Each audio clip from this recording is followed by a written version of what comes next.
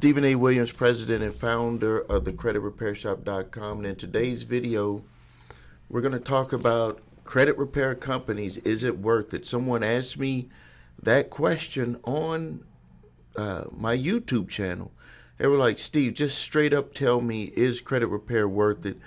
And what I told them, I said, what I say, me saying it to you, that's not going to really answer your question. What I think would let you know and you come to the realization for yourself if credit repair is really worth it is for you to do this exercise that I'm about to give to you. And some of you may be saying, well, Steve, what does this have to do with credit repair? It has a lot to do with credit repair. I tell people over and over and over again, or I share, I don't like to say tell, I share with people over and over and over again. If you were to fast forward, what I want you to do is I want you to fast forward, and you are the person who has that credit score that you want, who has that type of lifestyle, excellent credit, money in the bank. You can go and get anything that you want, pay the lowest prices for it, whatever you dream that, like what you want your credit to be used for. Some people want their credit to build business. Some people want their credit to help enhance their lifestyle, to make their life a lot easier. Whatever it is, that's up to you. That's not for me to tell you. But what I want you to do is I want you to get a clear picture of that person. And then what I want you to do, so we went to the future. And then what I want you to do is I want you to just keep inching back. And as we come back to where you are now, I want you to imagine and say to yourself, what are the things that person would be doing on a daily basis to maintain that high credit score, to maintain that lifestyle? What would that person be doing? What would they be like? How would they feel? And then next, what I want you to do is I want you to act as if that individual is you, because that is you, and think about the things that that individual had to do to get to that ultimate goal. See, we do this all the time. If you went to college, you didn't graduate right away. If you learn how to drive, you didn't learn how to drive right away. You had to take lessons, reading and writing, walking from us being a toddler and then learning how to walk, us learning how to read, write, all of this type of stuff. But it seems that there's like a disconnect with people when they see stuff, and it's not just with credit repair, it's with this get rich quick fast food society that we live in. People don't seem to want to allow things to happen for them, that they quit so fast and so easy. Like it's mind-boggling to me. Some of the success stories that we've had people where their credit was repaired in 3 months. We've had people whose credit was repaired in 6 months, had people whose credit was repaired in 1 year. We had people that were 2 years, 4 years, and 5 years. Mine was the longest. It took me 5 years to get my credit repaired in the debt issue that I had. But something that I realized, which was crazy, the people who took the longest are my biggest success stories. I talk about Mazen all the time. His video is on my website. He gave me the video. He was like, what we did for him is like we saved his life. This man, from total destruction, $250,000 in debt, credit in the 400s, now the credit's in the 800s, is a multimillionaire. He's a multimillionaire. Mazen.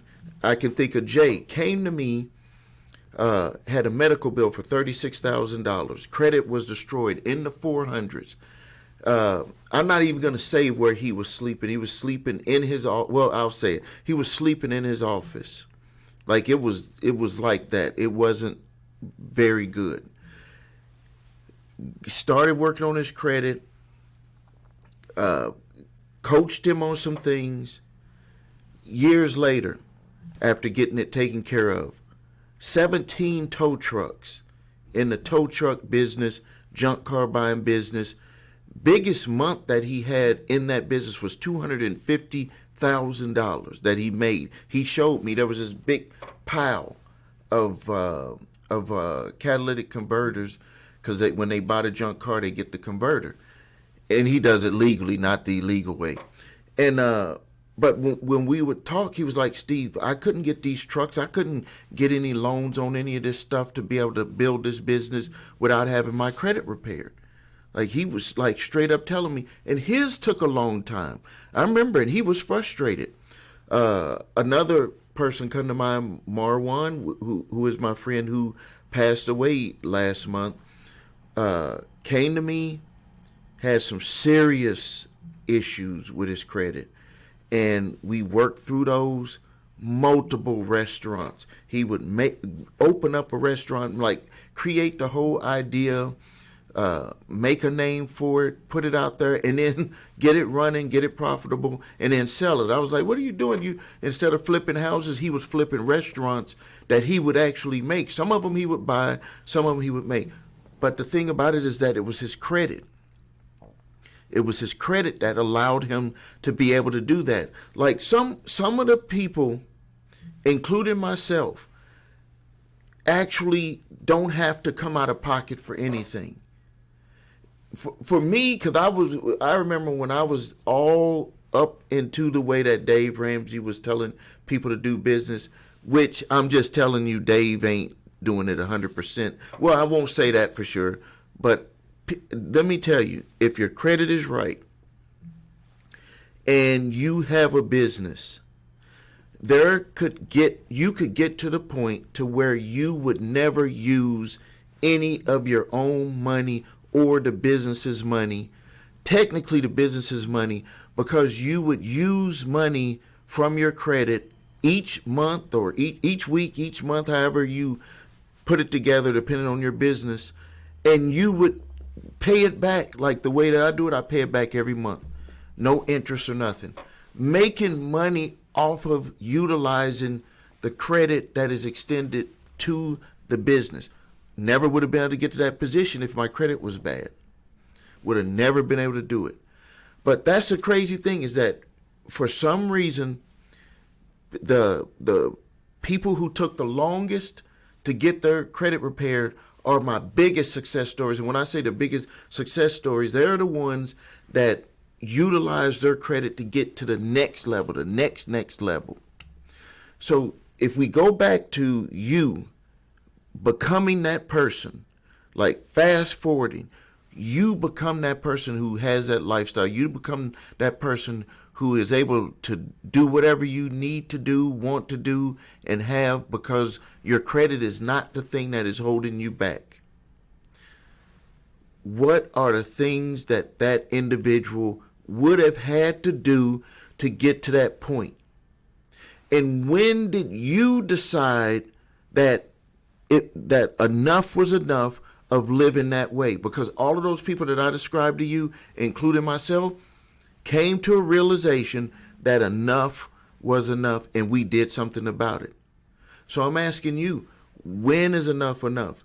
If you need more evidence that having good credit is good, something that I have on my website, like the oldest image that I have on my website. Let me get to that. This is like, it really seals the deal with a lot of people when they see this. So let me blow this up a little bit. So if you have an auto loan, let's just say that you have an auto loan for $22,000 and you got bad credit, you're going to be paying anywhere between $517 a month, probably even more, and 14.5% interest rate. If you get your interest rate at, let me click that out. You get your interest rate down to 6.5%, you would be at $430 a month, saving you $87 per month on the interest. And that might need to get adjusted. That doesn't seem all the way right. But let's just leave it at that because that's what I remember us putting that together. Let's just say that you got a mortgage for $220,000, 8.7%, $1,722 before the taxes and insurance. You're at $1,700 at 8.7% interest. If you have good credit, you're at $1,037.67 at a 3.5. Obviously, you can't get a 3.5 now, but you can get the best rates now if you have good credit. And also, when the rates go down, guess what? You're going to be able to go down to that lowest interest rate and be able to save even more money. So let's continue. You got a credit card, $7,000, $1,500 a month at 24% interest rate. You would have, with good credit, $500 a month at 8.9%, saving you $3,000 a year. So altogether, yearly savings was $12,268.56. What would you do with that extra money? Back to the mortgage part. This is something that came to my mind. A lot of people are complaining about the high interest rates, which you have a right to complain about the high interest rates if you're buying a house right now. But think about it this way. This is like 2008 without the crashes. This is 2008 without the crashes. Because people are still buying houses. So just think, like, there is going to be so much money out there. Like, there's so many people making these videos talking about the crash, this, bad economy, that, talking about, the fires, which I feel for the people in California with the fires. Just all types of stuff is happening. And I would say to people, you have to be careful to allow other people to take your energy.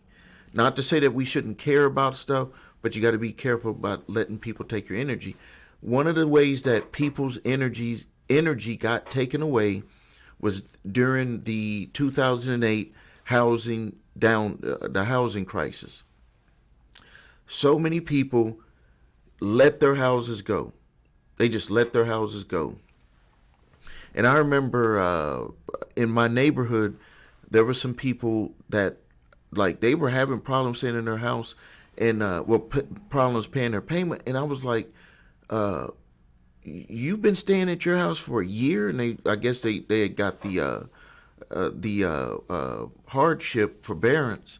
And I was like, okay. And then all of a sudden, like a little bit later, year later, able to keep paying on the payments. And these people's houses are worth, $600,000-$700,000. I was in that neighborhood. We moved out of there. So we were all buying our houses at $250,000. And me and my wife got in late, and we ended up paying more for our house. We paid $352,000 for our house, but later sold for nearly $600,000.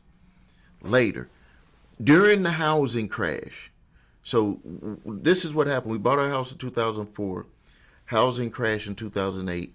Value went way down on the houses. People were just like, never going to be able to get our money back. Crash, this and that. People running news reports.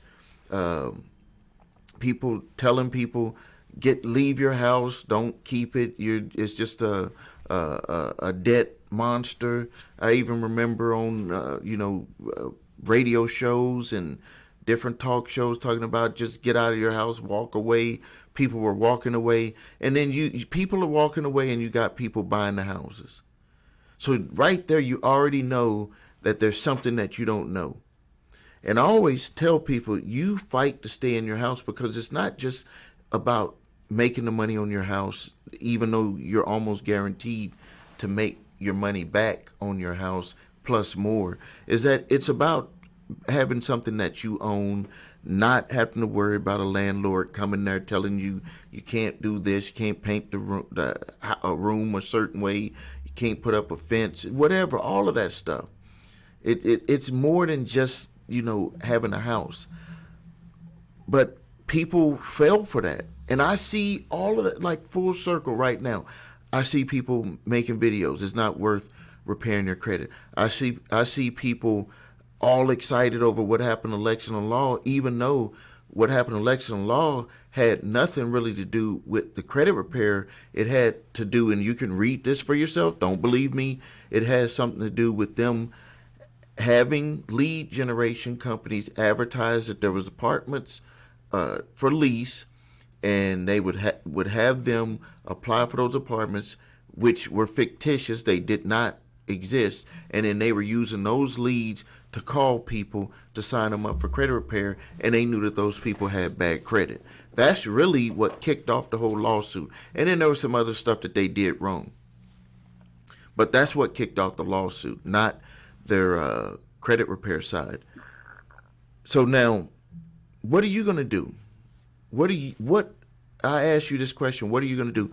When is that line going to cross to where you say, I can't stay the same, and no matter what it takes, I'm going to move forward and make some changes in my life? And I'm just telling you, it starts with credit.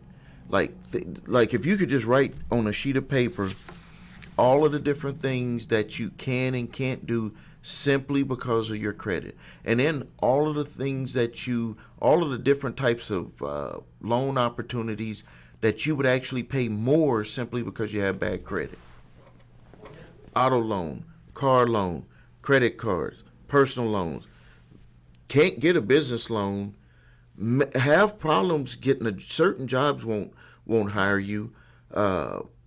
Can't rent an apartment or lease an apartment, can't lease office space, like a number of things if having bad credit will hold you back. So I'm asking you, when are you gonna say, I'm sick and tired of being sick and tired, and decide to do something about it? I hope today is that day. If you need help with your credit, please visit us at thecreditrepairshop.com. Watch video What Makes Us Different, so you can see my 8-point validation process, my 2-phase settlement process. That's the way that we repair credit and increase scores. If you need your credit reports and scores, go to the website your3scores.com to get your TransUnion, Equifax, and Experian credit reports and all 3 scores. If you have debt collectors coming at you, grab my 3-pack of letters.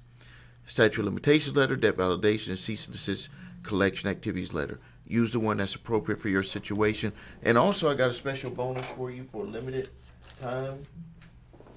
time. Get my free book, The Real Credit Secrets. The Real Credit Secrets. Everything that you need to know about how the credit system works. You get your credit repaired. I don't want you to fall back into the trap again. This is what they don't teach us. Everything that you need to know about how the credit system works, plus 4 free bonuses. Bonus number 1, the secrets to getting a guaranteed mortgage, getting a mortgage at a guaranteed lowest rate. This one here, getting an auto loan, guaranteed lowest rate. Getting boosting your credit scores, tools to boost your scores. Once you get your credit repaired, you got to boost your scores. And the final one is to get a credit card approval. I had showed on one of my videos my city MasterCard that I have. I think it's 3.5%. Just out of the blue. They were just like, if you want to carry a balance, 3.5%. I don't carry a balance on there, but they just said flat out, if you want to, 3.5%. Name a credit card that you're utilizing right now that's paying 3.5%. Why did they give me 3.5%? Because I have an 836, correction, 836. My score went up 2 points. 836 credit score across the board. It fluctuates a little bit, but it had all lined up 836 across the board. 836 across the board. I'm not saying that you'll guaranteed to get there, but if you follow what I tell you to do, which is first, you got to get that credit right. And you have to be willing to stick to it. You got to burn the bridges behind you. Do everything that is required. If you're going to do it yourself, you do everything that's required. If you want us to do it, when we tell you to do something, you're going to need to do it. And then the other side of it is you're going to need to start changing your behaviors and becoming that individual. Because when you become that individual that you want to be, ultimate goal, high score, living a certain lifestyle, great credit, you have to get used to being that person. You can't be the same person that you are right now. See, that's the thing that really makes it difficult for people, is that they try to be who they are right now, and that doesn't fit. If you were to like go get a cup, you know, you're going to put, this is your old self. It'll look like this. This is the new you. This is the old you. And it's not going to look the same. So certain things that used to be able to fit in this one, it's not going to fit in this one. It's not going to work right. So that's I use that, but that's the way that it really is. I'm not the same person that I was when I screwed up my credit in 1994. Credit blown up. Took us 5 years to fix our credit, get out of $300K in debt. When I got out of that, I was not the same person that I was that went into it. My mindset was different. What I thought about money was different. What I thought about credit, the way that I treated money, the way that I treated my credit, everything had changed. I was like a new person. It's like, you know, like the person who loses weight and they look at themselves and they're like, I look like a new person. And the thing about it is that if you do, just like with that, if you start eating and doing stuff like you were with the old person, you go right back to that person. That old person's gonna always be there, ready for you to fall back and be, if you don't make those changes. That's why it's important. Like sometimes people will pay someone to change something for them, but they don't change themselves. And then when they see that the result of what they paid to get done, they can't even see it. It's like crazy. Like, have you ever did something for somebody and it's like they didn't recognize it? Like they was like, you didn't do nothing. You didn't do nothing. Like, can't you see this? But they like, you didn't do nothing. This is why they don't see that you did something. It's because they didn't change. So how can someone see something that is different if they're still the old person and seeing things the same way that they always saw it? And then if they do see it, they'll say, well, it was no big deal. We've all ran into people like that, haven't you? Where they'll be like, you did something big for them. Like you did something huge. And they'll be like, well, it's no big deal. This is what they'll usually do. They'll be like, okay, well then what about this? That's when you know that the person hasn't changed. With my customer service team, this is something that we do with the credit repair shop with customer service. Is we talk to people, and a lot of time it's not necessarily about their credit. We allow them to talk to us about what's going on in their life. Because when we talk to them, we get a feeling of where they're at with the process. Like, are they really engaged in the process, or are they just like in Never Never Land, like just out there? And if the person is just out there, what we do is we know that we need to speak to them to kind of get them more focused on what their goals was. We don't tell them, we say, hey, you know, each day you might want to consider thinking about where you want to be in your life. And the people who actually do that, they'll come like when we need them to do something like a settlement, or we need them to be on a three-way call, or we need them to understand that it's going to be a little bit more back and forth for a particular item. Those individuals are like, it's like we just joined like a team. Like we're in the boxing ring together, fighting against, the obstacle. And then all of a sudden, it just gets done. Like it's crazy. It just gets done. So I hope you appreciated this video. This is like a podcast type video. That's what this is, like a podcast type video. All right. Thank you for your time. This is Stephen A. Williams, president and founder of the CreditRepairShop.com. Please subscribe to the channel. Post your questions and comments. Thank you for your time, and until next time.